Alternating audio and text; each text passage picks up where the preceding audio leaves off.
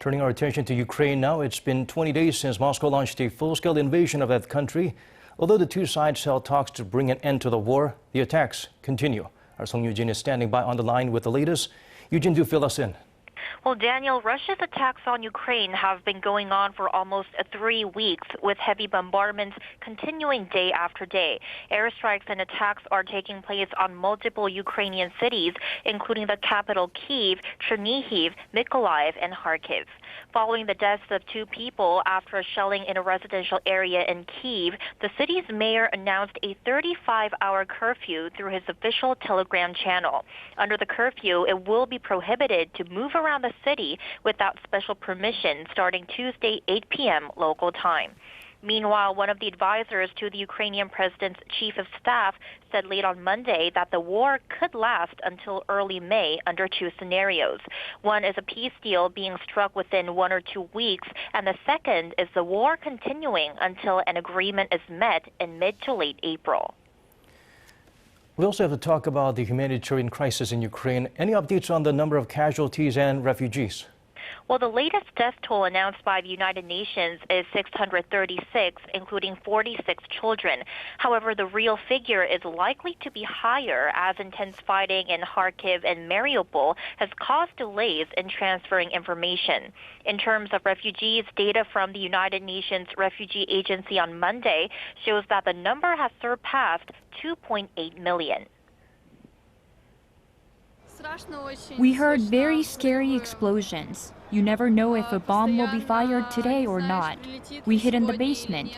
We are afraid for our relatives and friends. That's how you throw away your whole past life and go to another country.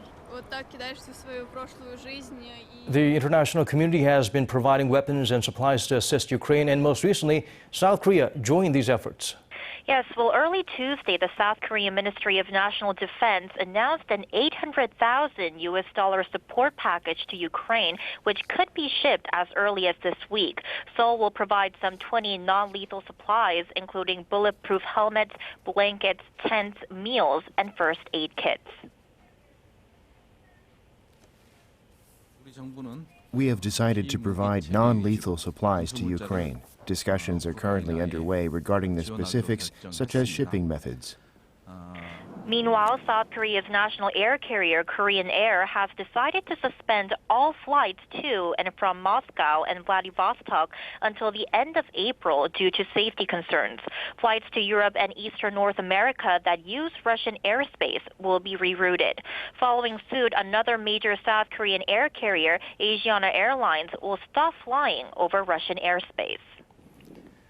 One last question before we let you go. There's news of fresh new sanctions in response to Russia's aggression against Ukraine and its people. What can you tell us about that? Well, the European Union and the UK announced additional sanctions on Tuesday. The European Council announced it will impose a 4th round of sanctions targeted towards the Russian economy and individuals.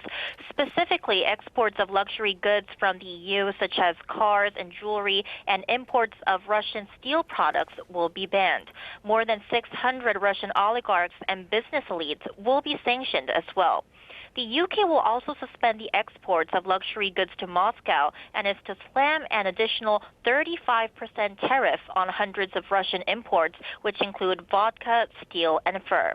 That's all I have at this hour. Back to you, Daniel. All right, Yoo-jin, thank you for those updates. We appreciate it.